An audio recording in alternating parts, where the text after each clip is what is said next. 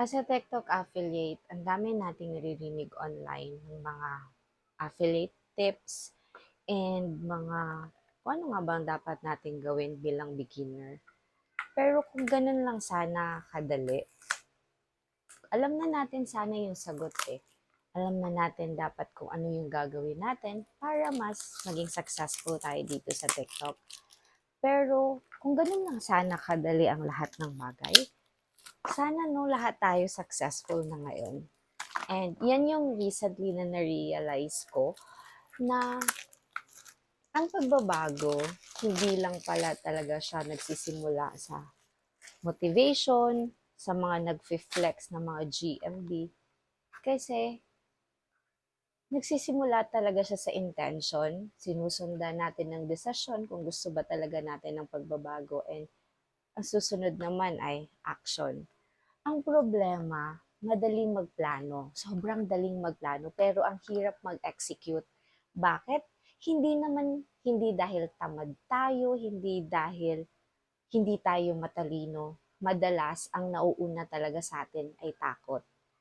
May parte kasi talaga ng utak natin na dapat din natin siyang i-acknowledge, which is the amygdala. Ang trabaho kasi talaga ng amygdala is to protect. Protektahan tayo sa mga posibleng makasakit sa atin, sa posibleng mga hindi magagandang result. Kaya pag meron tayong gagawing bago, and kahit alam mong makakabuti sa'yo, iniisip ng utak mo na, delikado yan. Paano kung pumalpak ka? Paano kung masaktan ka? Paano kung ma-disappoint ka? Ang daming paano. Kaya kaya tayo nag-o-overthink, kaya tayo napaparalyze, kaya kahit alam na natin ang sagot, hindi pa rin tayo kumikilos.